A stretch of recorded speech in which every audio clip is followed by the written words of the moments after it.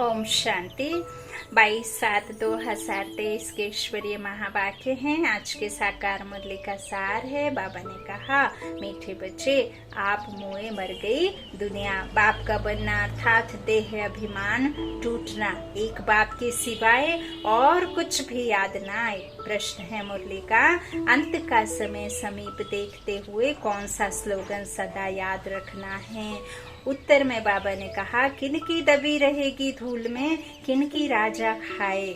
यह स्लोगन सदा याद रखो, क्योंकि अभी दुख के पहाड़ गिरने हैं, सबका मौत होना है। तुम बच्चे तो अभी बाप पर पूरा बलि चढ़ते हो, तुम्हारा सब कुछ सफल हो रहा है। तुम एक जन्म बलि चढ़ते, बाप 21 जन्मों के लिए बलिहार जाता है। तुम सिर्फ और सिर्फ एक जन्म के लिए बाप का बनते, बाप पर बलि चढ़ते, तन मन धन से बुद्धि से समर्पित बाप को सब कुछ करते, और बाप तुम पर 21 जन्मों के लिए बलिहार जाता है। 21 जन्म तुम्हें लौकिक माँ बाप के वर्षे की दरकार नहीं।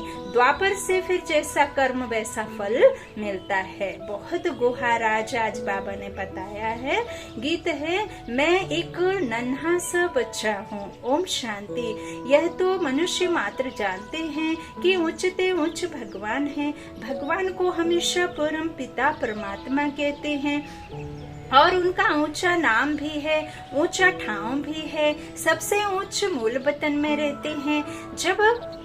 अब जबकि गॉडफादर कहते हैं तो जरूर बच्चे ही ठहरे। ऐसे तो नहीं कह सकते हम फादर हैं। सर्वव्यापी कहने से तो सब फादर हो जाते हैं।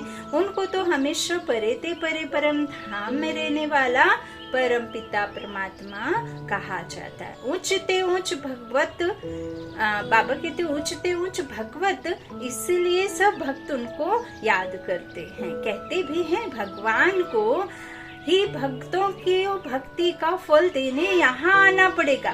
तो वह बाप है स्वर्ग का रचयिता, क्रिएटर।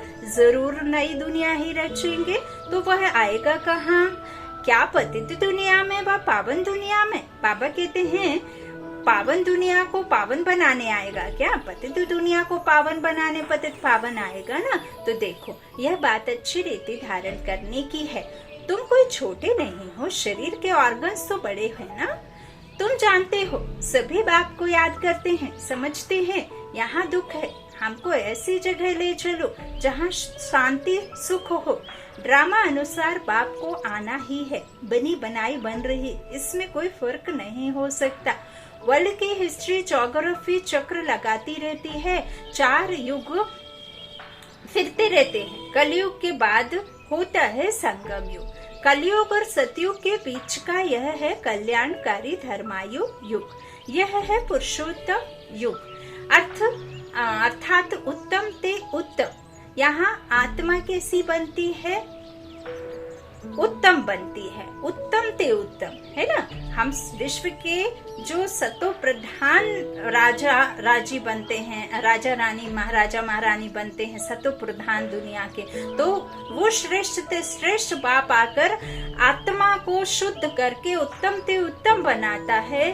तो बाबा कहते हैं, प्रकृति भी हमें वहाँ कैसी मिलेगी? ये 5 तत्व से बना शरीर कैसा मिलेगा? पावन। तो बाबा कहते हैं, पुरुषोत्तम युग अर्थात उत्तम ते उत्तम, मर्यादा पुरुषोत्तम बनने का युग। इस युग जैसा उत्तम युग कोई होता नहीं, जहाँ आपको मर्यादाएं सिखाई जाती हैं, जहाँ आपको अपने खुद के संस्कार सिखाए जाते हैं, जहाँ आपको परमात्मा ऐसा बनाता है जिससे आपको कभी किसी से कोई इच्छा लेने की ना हो। आप संपूर्ण रहते हो। तो सतयुग त्रेता का संगम युग कोई ऊंच नहीं है, उसमें तो 2 कला सुख की कम हो जाती हैं। इस संगम युग की ही महिमा है। तुम जानते हो, बाप तो है ऊंचते ऊंच, ऐसे नहीं कि सर्वव्यापी है। बच्चे कितनी भूल करते हैं, परंतु भूल भी ड्रामा अनुसार होनी ही है। मैं फिर आकर अभूल बनाता हूँ। बाप कहते हैं मुझे तुम उच्चते उच्च भगवत कहते हो, मैं फिर तुम बच्चों को अपने से भी उच्च बनाता हूँ। बाबा हमें जो पढ़ा है वो भुलाने के लिए आते हैं, और जो बाबा हमें बताते हैं उसको याद रखने कहते हैं। तो तब तो भक्त याद करते हैं, लेकिन सर्वव्यापी कहने से मिट्टी में मिला दिया है, तो खुद भी ऐसे कंगाल दुखी हो गए हैं। भारत सुख धाम था, अब दुख धाम है। अब बाप कहते हैं मैं तुमको अपने से भी उच्च बनाता हूँ, मैं तो परम धाम ब्रह्मांड में रहता हूँ, तुम भी वहाँ रहते हो, फिर यहाँ आते हो पाठ बजाने, है ना।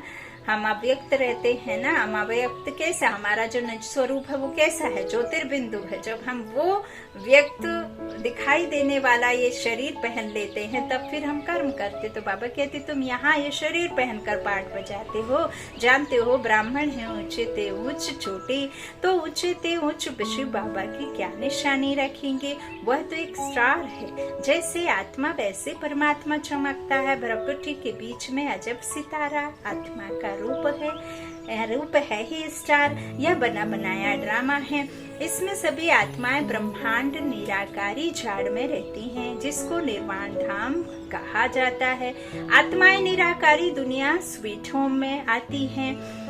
अभी तो दुख धाम स्वीट होम से आती हैं, अभी तो दुख धाम है। बाबा कहते हैं आत्माएं निराकारी कहाँ से आती हैं, निराकारी दुनिया स्वीट होम से आती हैं। अभी क्या है, दुख धाम है। कितने पार्टीशन है, सतयुग में कोई पार्टीशन नहीं था, अभी तो कितना अनेकानेक धर्म है, वही तो लड़ाई का कारण है ना। अद्वैत से द्वैत राज्य बन गया, बाबा अद्वैत बनाते हैं, जहाँ कोई किसी तरह का पार्टीशन धर्मों में या किसी भी जात उसमें होता नहीं। ना ही ये भारत खंडित होता है, खंडित अर्थात खंड खंड में बट गया ना। देखो कोई अमेरिका बसा लिया, कोई लंदन, कोई यूके, कोई कुछ ऐसे बसा के बैठे। उस समय सिर्फ भारत ही एक खंड रहता है। तो बाबा कहते भारत ही उच्च खंड था। बाबा को सत्य ट्रुथ कहा जाता है।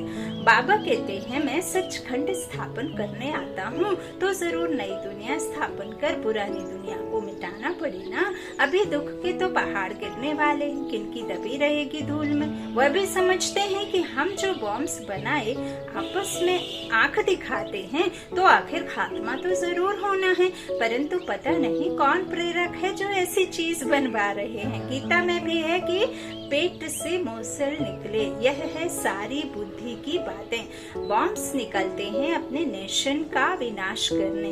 अब हम सब चूंकि एक परम पिता परमात्मा की संतान आत्माएं हैं, और जो भी विश्व में मनुष्य हैं सभी उस परमात्मा के बच्चे ही शरीर को लेकर के जो है पाठ बजा रहे हैं। तो फिर भले ही वो फिर उस परमात्मा को जाने ना जाने, लेकिन हम ब्राह्मण बच्चे चूंकि परमात्मा ने आकर के हमें ज्ञान दिया है, तो बाबा क्या कह रहे हैं कि है तो मेरे बच्चे सब, तो वो अपने ही नेशन के क्या कर रहे हैं, विनाश कर रहे हैं, है ना। जो बॉम्ब शादी बना रहे, तो यादव कौरव पांडव 3 सेनाएं है ना।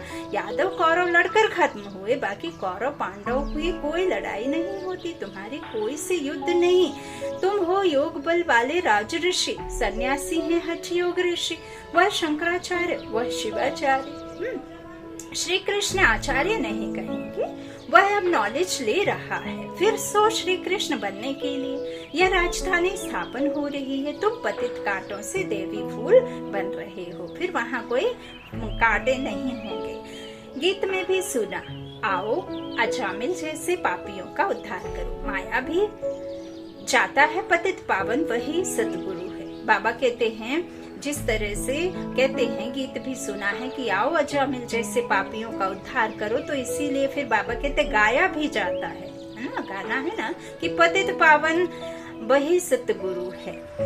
तो तुमको नर से नारायण राजाओं का राजा बनाते हैं। यह है एम ऑब्जेक्ट, यह पाठशाला है ना। इसमें हम नर से नारायण, नारी से लक्ष्मी बनते हैं, इसमें अंधश्रद्धा की बात नहीं। स्कूलों में एम ऑब्जेक्ट होती है ना। तुम बाप के पास आए हो बेहद का वर्षा लेने, वहाँ का वर्षा यहाँ लेना होता है। वह है ही सुख धाम, यह है दुख धाम।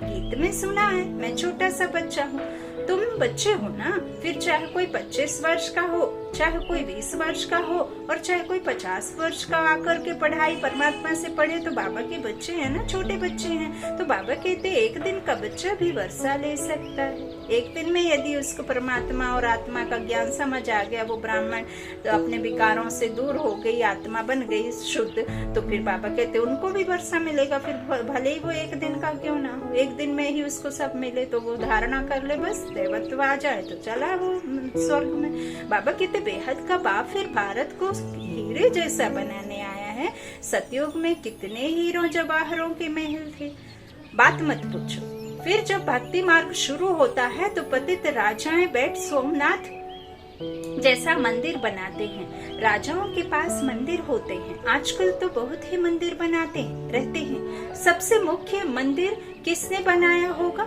जो पूज्य से पुजारी बनते हैं, जरूर उन्होंने ही बनाया होगा।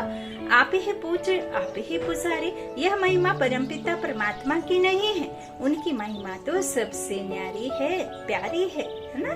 तो हर एक मनुष्य की महिमा अलग होती है। ऊंचे ते ऊंचे उच्च महिमा है बाप की, जिससे तुम 21 जन्मों का वर्षा पाते हो। फिर द्वापर से लेकर तुम लौकिक बाप का बच्चा बन जैसे जैसे कर्म करते हो, ऐसा फिर जन्म लेते हो। धन दान करने से एक जन्म अल्पकाल सुख का वर्षा मिल जाता है। राजाएं भी तो रोगी बनते हैं ना, ऐसे तो नहीं कि डॉक्टर पढ़ कर के डॉक्टर को कोई बीमारी ना हो, कोई राजा हो वो रोगी ना हो। हाँ, तो स्वर्ग में तुम रोगी नहीं बनते हो। तुम्हारी एवरेज जो एज है वो 150 वर्ष आयु रहती है। कितने हेल्दी रहते हो, बीमारी दुख आदि का नाम नहीं। शिव बाबा बच्चों के लिए सौगात ले आते हैं, इसको हथेली पर वहिष्ठ कहा जाता है। पुरुषार्थ करना चाहिए, चाहे सूर्यवंशी बनो, चाहे चंद्रवंशी बनो, चाहे साहूकार प्रजा, एम ऑब्जेक्ट तो है ना श्री कृष्ण जैसा बनना। बाकी श्री कृष्ण बाच तो कभी हुआ नहीं है, यह है भगवान वाच, समझाया जाता है। यह है रुद्र ज्ञान यज्ञ, राजस्व अर्थात स्वराज्य प्राप्त करने के लिए।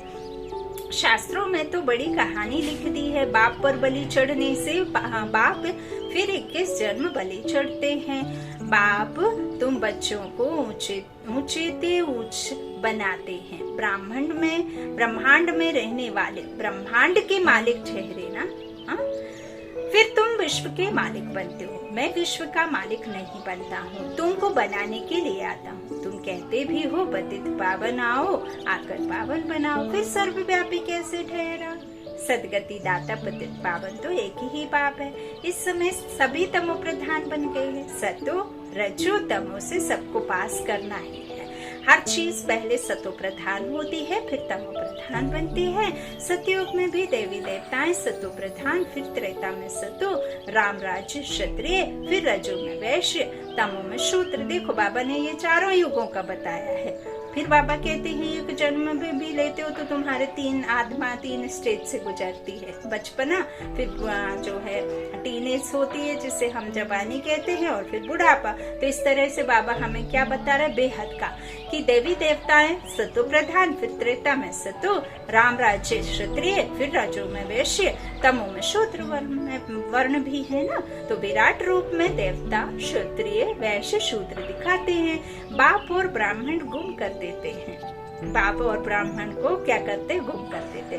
तो तुम ब्राह्मण देवताओं से भी उच्च हो, क्योंकि तुम भारत की उच्च सेवा करते हो। तुम हो श्रीमत पर, श्रेष्ठ ते श्रेष्ठ, उच्च ते उच्च भगवान की मत मिलती है, जिससे तुम भी श्री लक्ष्मी नारायण बनते हो, श्री श्री शिव बाबा द्वारा। फिर माया का प्रवेश होता है तो तुम आसुरी बन पड़ते हो। कल्प कल्प बाबा ऐसे आकर समझाते हैं। बाबा ने ज्ञान का कलश तुम माताओं पर रखा है, मनुष्य से देवता बनाने। सन्यासी तो माताओं को नरक का द्वार समझते हैं, निंदा करते हैं, फिर आकर उन्हीं माताओं से भीख मांगते हैं, तो फिर कर्जा चढ़ जाता है। इसलिए पुनर्जन्म फिर भी गृहस्थियों पास ले फिर सन्यास करते हैं। पुनर्जन्म नहीं लेते तो फिर इतने ढेर सन्यासी कहाँ से आते?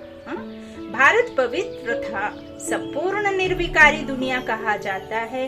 बरोबर देवताओं के आगे महिमा गाते हैं, आप सर्वगुण संपन्न हो। बाबा कहते फिर अपने को कहते हैं मैं निर्गुण हारे में कोई गुण नहीं। सर्वगुण संपन्न यह शिव बाबा की महिमा नहीं है, यह देवताओं की महिमा है। परंतु पूरा ज्ञान ना होने कारण राम सीता के आगे भी यह महिमा करते थे। शिव जयंती मनाते हैं परंतु समझते कुछ भी नहीं है। तो बाप कहते हैं तुम्हारा ज्ञान का तीसरा नेत्र खुलता है।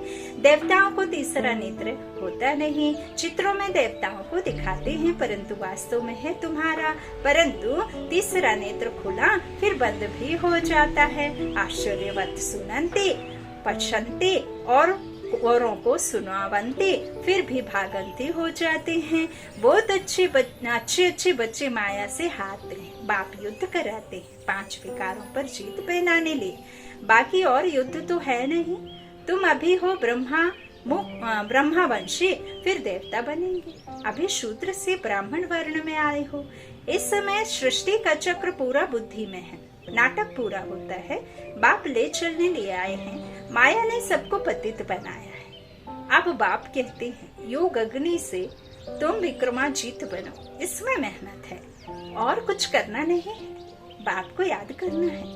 बाबा हम आपके थे, आपने हमको फिर सतयुग में भेजा। पुनर्जन्म सतयुग में लेते रहे। फिर त्रेता में आए तो पुनर्जन्म त्रेता में लिए। एक बाबा ने बताया ना 8, 12, 21 जन्म। तो कैसे 8 और 12 में हम सुख को प्राप्त करते। बाबा कहते हैं फिर त्रेता में आकर जन्म लिए। बच्चे कहते हैं ना बाबा से, तो इसको भी बाप कहते हैं तुम अपने जन्मों को नहीं जानते हो। ब्रह्मा बाबा को बाप कहते हैं ना तुम नहीं जानते, हम बताते। तो मनुष्य 84 जन्म कैसे लेते हैं? 84 लाख की तो बात ही नहीं हो सकती। कल्प की आयु ही 5000 वर्ष है और तब भी इतनी बुरी हालत है। तो लाखों की कैसे हो सके? इन शास्त्रों ने तुम्हें घोर नींद में सुला दिया था। अब बाप ने तुमको जगाया है। तुम जागकर बाप से वर्षा ले रहे हो। तुम छोटे बच्चे हो, कोई 3 मास का, कोई 4 मास का। तुम ईश्वर के बनते हो तो फिर आप मुँहे मर गई दुनिया। बाबा का बनते हो तो देह अभिमान टूट जाता है। बाप कहते हैं शरीर में रहते हुए, गृहस्थ व्यवहार में रहते हुए कमल फूल समान रहना है। सतयुग में तुम पवित्र संबंध में थे, अब आप पवित्र गृहस्थ धर्म वाले बने हो। तुम देवी देवता धर्म वाले ही 84 जन्म लेते हो। भक्ति भी तुम शुरू करते हो।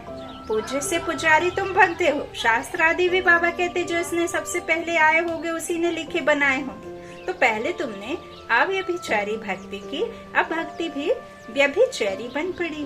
फिर तुमको बाप से वर्षा मिलता है। बाप को आना भी संगम युग पर होता है। युगे युगे कहने से करके 4 युग का होना।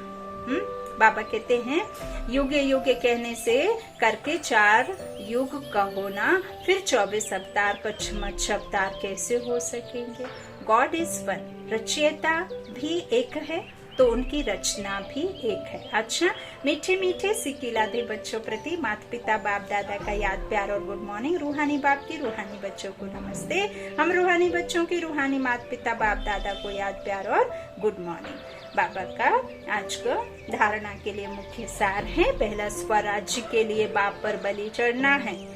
एम ऑब्जेक्ट सदा सामने रखनी है। पुरुषार्थ कर सूर्यवंशी बनना है। दूसरा, बाप से जो ज्ञान का तीसरा नेत्र, ज्ञान चक्षु, बुद्धि, समझ मिली है वह सदा खुला रहे।